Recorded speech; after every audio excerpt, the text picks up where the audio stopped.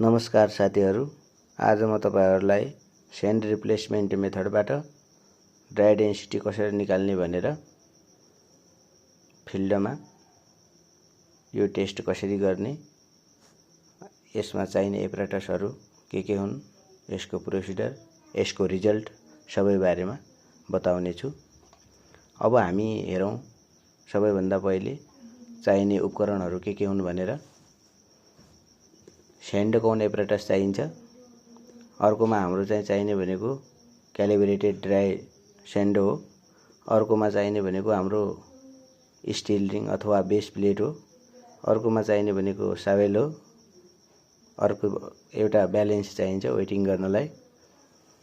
अर्को चाहिँ हाम्रो ओभन पनि चाहिन्छ मोइस्चर कन्टेन्ट निकाल्न। त्यसपछि सफा गर्नलाई चाहिँ ब्रश पनि चाहिन्छ। यो सबै भइसकेपछि साइड प्रिपरेसन गर्नुपर्छ।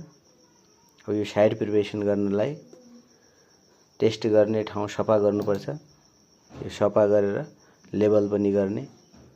लेबल गरिसकेपछि रिङलाई जमिनमा ठिकसँग राख्ने। त्यो राखिसकेपछि साइड ग्याप पनि हुन नदिने। यही ठाउँबाट हाम्रो टेस्ट सुरु हुन्छ। त्यसपछि अब त्यहाँ एक्जाभेसन गर्ने।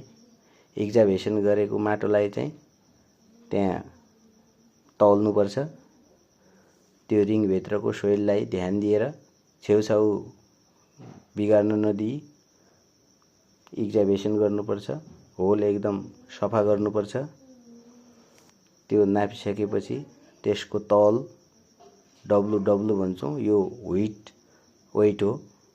अब मोइस्चर कन्टेन्ट निकाल्नलाई पनि हामीले सोइललाई ओभनमा राख्छौं 105 देखि 110 डिग्री सम्म। यसरी सुकाएपछि ड्राई वेट हुन्छ। त्यसलाई चाहिँ हामी डब्लुडी भन्छौं।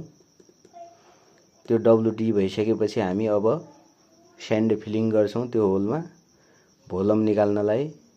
अब होलको भोलम नाप्ने मुख्य स्टेप सुरु हुन्छ। स्यान्ड कोन एपरेटसलाई स्टील रिङ अथवा बेस प्लेट माथि मिलाएर राख्ने, ट्याप खोल्ने। ड्राई डेन्सिटी बिस्तारै त्यो स्यान्ड चाहिँ बिस्तारै होल भित्र पुरिन्छ अनि कोन र बेस प्लेटमा बस्ने स्यान्ड समेत भर्छ। अब एपरेटसलाई तौलिन्छ। पहिले र पछि दुईवटा तौल लिइन्छ। त्यसपछि हामी मास अफ स्यान्ड युज्ड निकाल्छौं। त्यसलाई एम स्यान्ड भनौं। अब होलको भोलम यस्तो हुन्छ। V बराबर M sand upon rho sand हुन्छ। यहाँ रो स्यान्ड भनेको क्यालिब्रेटेड हो, बल्क डेन्सिटी हो, जुन टेस्ट सुरु हुन अघि नै निकालिएको हुन्छ। अब चाहिँ हामी ड्राई डेन्सिटी क्याल्कुलेसन गर्छौं। यो निकाल्ने मुख्य फर्मुला भनेको ड्राई डेन्सिटी बराबर डब्लुडी अपॉन V हो। यसै डेन्सिटीलाई हामी फिल्ड कम्प्याक्सन कन्ट्रोलमा प्रोट्रैक्टर टेस्ट सँग कम्पेयर गरी डिग्री अफ कम्प्याक्सन यसलाई पर्सेन्टमा निकालिन्छ। यदि तपाईको result 95% equal to or greater than भयो भनेपछि कम्प्याक्सन नर्मली एक्सेप्टेबल मानिन्छ। अब यसमा हाम्रो केही मिस्टेकहरु पनि हुन सक्छन्। केही प्रिकसनहरुलाई चाहिँ ध्यान दिनुपर्छ।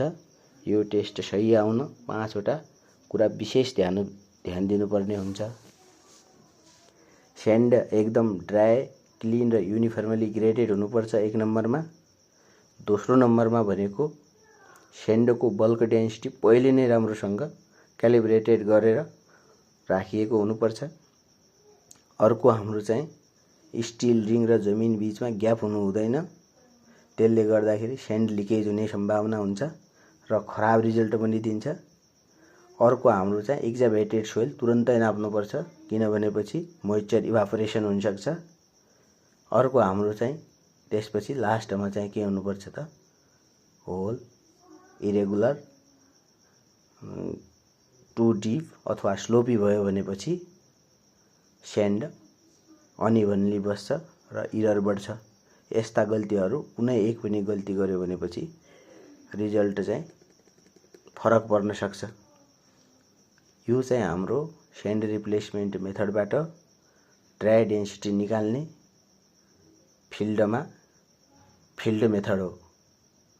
यस्तै भिडियोहरू मन पराउनुहुन्छ भनेपछि लाइक, कमेन्ट, सब्स्क्राइब गर्न नबिर्सनुहोला। Thank you.